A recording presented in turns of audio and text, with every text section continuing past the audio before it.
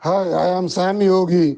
In this podcast, the answer given to a question by J. Krishnamurti is a bit long and also includes an excerpt from an Upanishad called Kathopanishad, which is a dialogue between Death and Nachiketa. So when that dialogue happens, I'll point that out and we will have this longest podcast completed. Question for J. Krishnamurti. You have never given us a clear conception of the mystery of death and of the life after death. Yet you constantly speak of immortality. Surely you believe in life after death? J. Krishnamurti. You want to know categorically whether there is or is not annihilation after death. That is the wrong approach to the problem. I hope you will follow what I say, for otherwise, my answer will not be clear to you, and you will think that I have not answered your question. Please interrupt me if you do not understand. What do you mean when you speak of death? Your sorrow for the death of another and the fear of your own death. Sorrow is awakened by the death of another. When your friend dies, you become conscious of loneliness because you have relied on him, because you and he have complemented each other, because you have understood each other, supported and encouraged each other. So when your friend is gone, you are conscious of emptiness. You want that person back to fill the part in your life that he filled before. You want your friend again, but since you cannot have him, you turn to various intellectual ideas, to various emotional concepts which you think will give you satisfaction. You look to such ideas for consolation, for comfort, instead of finding out the cause of your suffering and freeing yourself eternally from the idea of death. You turn to a series of consolations and satisfactions which gradually diminish your intense suffering. Yet when death returns, you experience the same suffering over again. Death comes and causes you intense sorrow. One whom you greatly love has gone, and his absence accentuates your loneliness. But instead of seeking the cause of that loneliness, you try to escape from it through mental and emotional satisfactions. What is the cause of that loneliness? Reliance on another, the incompleteness of your own life, the continual attempt to avoid life. You do not want to discover the true value of facts. Instead, you attribute a value to that which is but an intellectual concept. Thus, the loss of a friend causes you suffering because that loss makes you fully conscious of your loneliness. Then there is the fear of one's own death. I want to know if I shall live after my death, if I shall reincarnate, if there is a continuance for me in some form. I am concerned with these hopes and fears because I have known no rich moment during my life. I have known No single day without conflict. No single day in which I have felt complete as a flower. Therefore, I have this intense desire for fulfillment, a desire that involves the idea of time. What do we mean when we talk about the I? You are conscious of the I only when you are caught in the conflict of choice, in the conflict of duality. In this conflict, you become conscious of yourself and you identify yourself with the one or the other. And from this continual identification results the idea of I.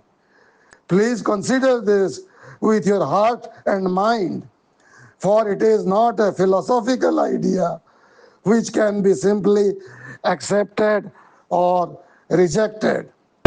I say that through the conflict of choice, the mind has established memory, many layers of memory. It has become identified with these layers and it calls itself the I, the ego. And hence arises the question, what will happen to me when I die? Shall I have an opportunity to live again? Is there a future fulfillment?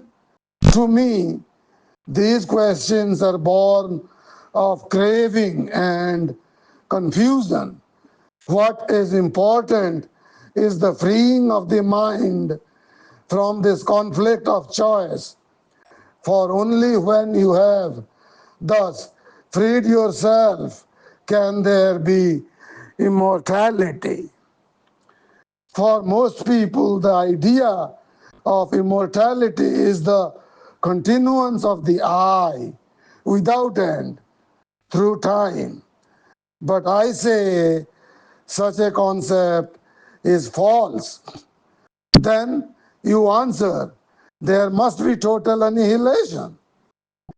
I say that is not true either. Your belief that total annihilation must follow the cessation of the limited consciousness we call the I is false.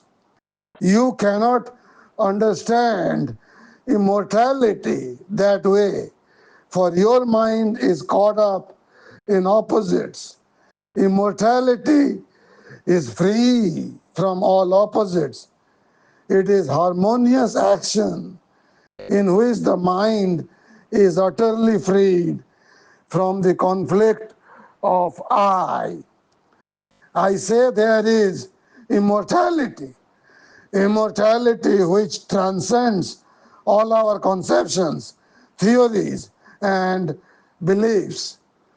Only when you have full individual comprehension of opposites will you be free from opposites. As long as the mind creates conflict through choice, there must be consciousness as memory, which is the I, and it is the I which fears death and longs for its own continuance. Hence, there is not the capacity to understand the fullness of action in the present, which is immortality. Okay, now Krishnamurti gets into the story of Nachiketa and death from a Upanishad called the Kathopanishad. That has not been mentioned, just the story has been narrated by J. Krishnamurti as follows.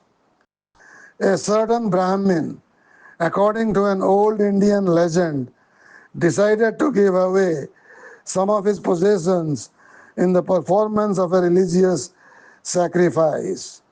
Now, this Brahmin had a little son who watched his father and plied him with many questions until the father became annoyed. At last, the son asked, "To whom are you going to give me?" And the father replied in anger, "I shall give you to death."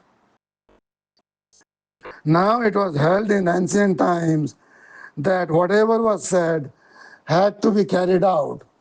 So the Brahmin had to send his son to death in accordance with his rashly spoken words.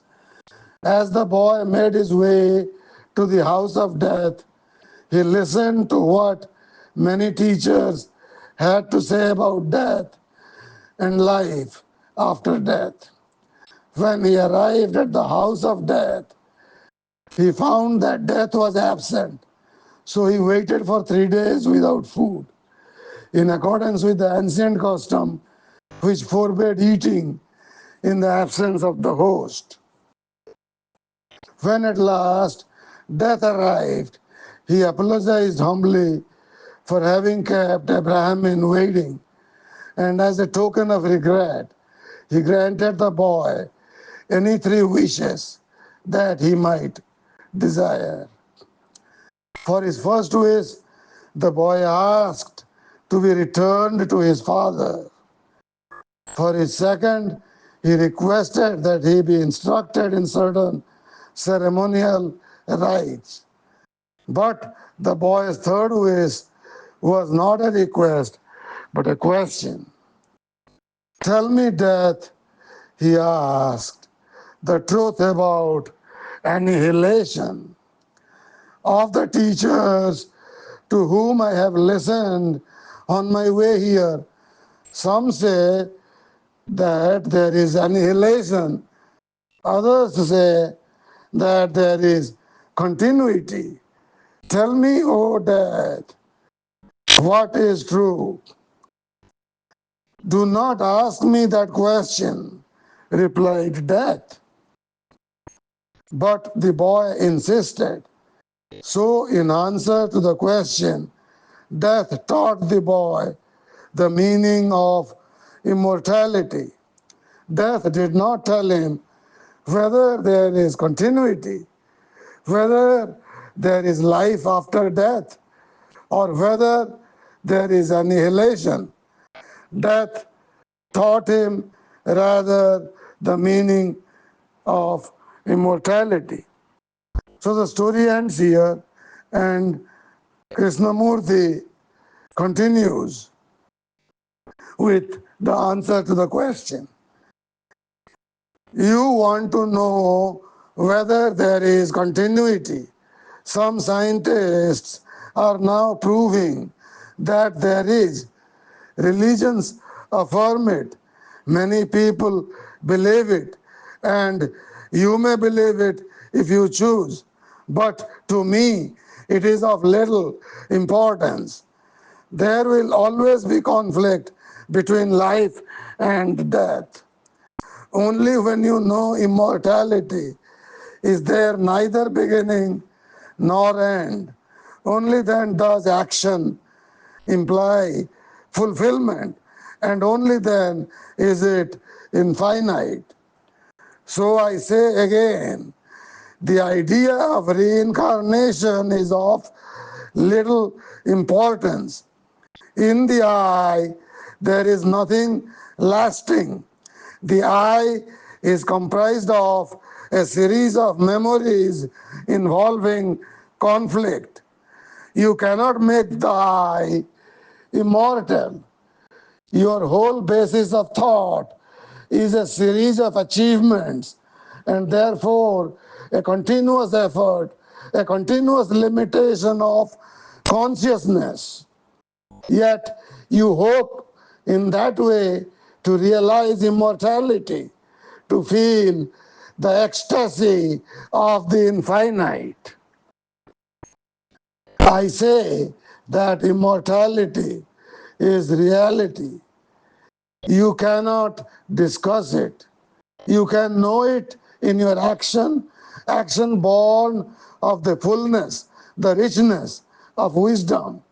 But that fullness, that richness You cannot attain by listening to a spiritual guide or by reading a book of instruction. Wisdom comes only when there is fullness of action, when there is complete awareness of your whole being in action. Then you will see that all the books and teachers that pretend to guide you to wisdom can teach you nothing. You can know that which is immortal, everlasting, only when your mind is free from all sense of individuality, which is created by the limited consciousness, which is the I.